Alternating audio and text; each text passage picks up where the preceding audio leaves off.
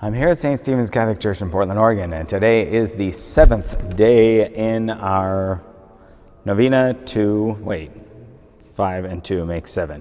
In our Novena to St. Michael the Archangel, and we continue with our consideration each day of a different choir among the 9 choirs of angels. How perfect! We have a novena of 9 days and 9 choirs of angels. Today we come to the Principalities. Now the Principalities are moving us into the third and lowest hierarchy of angels. We have the highest hierarchy, which is the seraphim, the cherubim, and the thrones. Then we have the middle hierarchy, which is the dominions, the virtues, and the powers. And then we have the lowest hierarchy, which is the principalities, the archangels, and angels. Well, what do we ask from the principalities? Well, let's take a look at the chaplet of St. Michael to find out. By the intercession of St. Michael and the celestial choir of principalities, may God fill our souls with a true spirit of obedience. Obedience. What is it about the principalities that inspire obedience? Well, let's do a little exploration here. First, let's take a look at what Venerable Prosper Guéranger has to say in the liturgical year chapter on October 2nd, the Holy Guardian Angels. And he says this about the principalities: the human race in its entirety, as also its great social bodies, the nations, and the churches, are confided to the principalities. Now, nations and churches are both great social bodies among the human race. We have the spiritual and we have the temporal. So we have the spiritual rule and we have the temporal rule. Now, if you were to read more of Dionysius the Areopagite, you would see that he has 2 corresponding works that relate to one another. He has the celestial hierarchy that we're reading now about the angels, and then the ecclesiastical hierarchy, which is another work, which I guess you could say mirrors the celestial hierarchy. The earthly hierarchy mirrors that which is in heaven, and includes all humanity. All humanity is included in the ecclesiastical hierarchy, which doesn't mean that everybody is Catholic or that everybody is Christian, but even so, they are all part of the ecclesiastical hierarchy because that is how God has ordered the earth to be. And things will not be complete until they conform to how God has intended them to be. Now, how he's going to bring that about, you'll have to ask him. But let's continue. And why should we pray to the principalities for obedience? Well, let's see what Dionysius the Areopagite has to say, and then we'll take a look again at the sanctuary to see perhaps where this is going. I think we already see where it is going in the sanctuary. We move now to chapter 9 of the celestial hierarchy concerning the principalities, the archangels, and angels, and there's the final hierarchy. Dionysius writes, "It remains now to contemplate that final rank in the hierarchy of angels. I mean the godlike principalities, archangels, and angels. However, I think I should first explain as best I can the significance of these holy designations. The term heavenly principalities refers to those who possess a godlike and princely hegemony." Hegemony. That's a big word. What does that mean? Well, I looked it up in my dictionary. What it refers to is an authority, especially over nations. Hegemony is an authority, especially over nations. So these heavenly principalities refers to those who possess a godlike and princely authority, especially over nations, but also referring to great social bodies, the nations and the churches, all humanity, okay? Also the ability to be returned completely, godlike and princely hegemony, or sacred authority, with a sacred order most suited to princely powers. So princely powers. In other words, a prince is an heir, is a son of a king. So princely powers refers more than just the election, more than just an appointed official, let's say, or more than just an elected official. Princely power is more, it's more authoritative because it's more closely related to the one who's truly in power. In this case, we're speaking about God. So princely power would exercise, in this case, a godly rule and authority. And especially since we're talking about holy angels. We're not talking about fallen angels here. We're talking about holy angels who've already been tested and they're completely obedient. Obedience.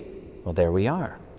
A princely power is a holy princely power, principality, is completely obedient to God. There's never a case that a holy angel would think twice. There's never a case with a holy angel that we could not trust that holy angel. Not like a fallen angel that we can never trust. Fallen angel can never repent. A fallen angel can never change, can never become good. We can never feel sorry or have sympathy for the fallen angels. We just can't go there. But a princely power, princely authority, sacred, godlike, and princely hegemony, authority especially over nations and churches, we can always trust. All right. The ability also then, they have the ability to be returned completely toward that principle which is above all principles, and to lead others to him like a prince. The principle above all principles would of course be God. And to lead others to God like a prince, like an obedient son who's completely devoted, completely in love with his father, and who has a view to all the human race, especially the nations and the churches. All right. Also, the power to receive to the full the mark of the principle of principles, and by their harmonious exercise of princely powers, to make manifest this transcendent principle of all order. Okay. To receive to the full the mark of the principle and principles. Well, that's a little bit of a mystery. Now we think about the mark that we receive in baptism. It's an indelible mark on our souls that will be there after we die. It will be a mark on our souls even after we die. So in baptism, confirmation, and holy orders. So those who receive holy orders have an indelible mark on their soul, which will be there after they die. So what is the fullness of this mark that is referred to as far as the principality? Well, that's a good question. And if we were at a philosophy night, I would say, well, we'll look at that for next month. Maybe I can get back to you on this. Maybe I'll get back to you on this by the next video. But if not, well, we'll save that for another time. Well, let's continue here. By their harmonious exercise of princely powers to make manifest this transcendent principle of all order.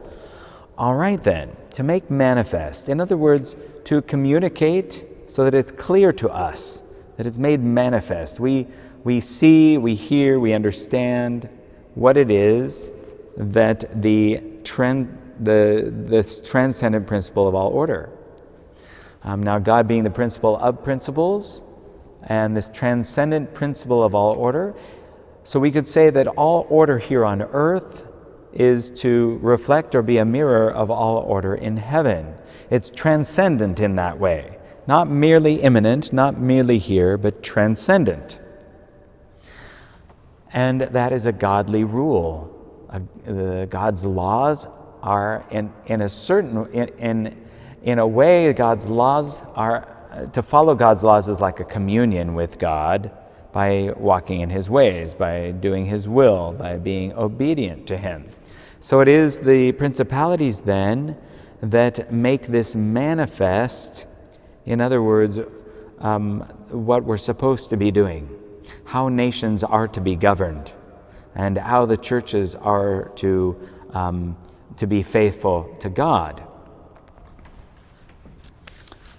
Well, let's continue, because there's more here, but I'm skipping ahead. Now, I've already said, this is a little bit further down, paragraph 260. Now, I have already said that the superior rank, superior because it's closer to what's hidden, is the superior rank of seraphim, cherubim, and thrones. Now, we saw this in the, I just lost my place. All right. Well, we saw this on the high altar when we looked at the candles as being a reminder of the seraphim. We looked at, here I'll show you. Okay, so we looked at the candles as being a reminder of the seraphim. We looked at the tabernacle as being a reminder of the cherubim. We looked at the altar as being a reminder of the thrones. We looked at the steps as being a reminder of the dominions. We looked at the nave as being a reminder of the virtues or powers? The ones that keep order. And hold the powers of wickedness in subjection. Well, which one is that? Let's see here. It's been a while, so I have to look back on this. I don't know if I can find it. The powers hold the spirits of wickedness in subjection. So that's the powers that we associate with the nave, with the outer sanctuary. Then we have the communion rail, and that's what we associate with the virtues, the virtues are watch over the course of nature's laws, the preservation of species, and the movements of the heavens. So from heaven, they watch over all of that. Now we come to the principalities. Now the principalities are concerned with those things that are happening on earth. All humanity and its great social bodies, the nations and the churches. So we could place the principalities outside of the communion rail, because the communion rail is as the threshold between earth and heaven. So as the virtues are on this side of the communion rail, or rather even at the communion rail, then we have the principalities outside the communion rail concerned with all humanity. So considering that, then, we go back to Dionysius the Areopagite and what he is saying to us. Okay. The angel... okay. So now, I have already said that the superior rank, because it is closer to what is hidden, hierarchically directs the second group. So that highest group that is right around God, the throne of God, directs the middle group, which is in the outer sanctuary and the communion rail. And then that outer group, the middle group, the second group made up of holy dominions, powers, and authorities, or virtues and powers, is in charge of the hierarchy of principalities, archangels, and angels. So this group's in charge of this group. The second group is in charge of the third group. Its revelations are clearer. So the revelations of the second group, the middle group, are clearer than those of the first hierarchy to us, because the first hierarchy is surrounding God. They receive things directly from God and pass it on to the middle hierarchy. So for us, those revelations are clearer than they are of the first hierarchy, but they are more hidden than those of the lower hierarchy, those of the one after it. So the revealing rank of principalities, archangels, and angels presides among themselves over the human hierarchies, in order that the uplifting and return toward God and the communion and union might occur according to proper order, and indeed so that the procession might be benignly given by God to all hierarchies and might arrive at each one in a shared way in sacred harmony. All right, well, that makes sense with what we've been saying then, that let's see here. Let's look at this again. So the principalities, archangels, and angels reveal to us directly. They reveal to humanity what comes from God. But first it has to start with the highest hierarchy, be passed to the second, and then to the third, and then to us. So now we all have a part to play in this as well. But that's the earthly hierarchy. That's the ecclesiastical hierarchy. So in order that the uplifting and return toward God and the communion and union with God might occur according to proper order. If this is going to occur according to proper order, then we need to be obedient to what they tell us. Isn't that the case? We need to be obedient to what they tell us, to what the principalities, the archangels and angels tell us. And this is why we're all given a guardian angel, which we'll get to in a couple days. But for now, I think we understand that as the angels come closer to us, their interaction with us is now direct. The principalities are concerned with the entire human race, but also nations and churches.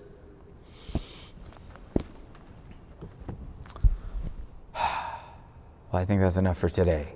Tomorrow, we'll look at the archangels, and we'll continue in this third of the three hierarchies. Let us now pray our Novena prayers, and you may click on the link in the description below the video for the Novena prayers and pray along with me there.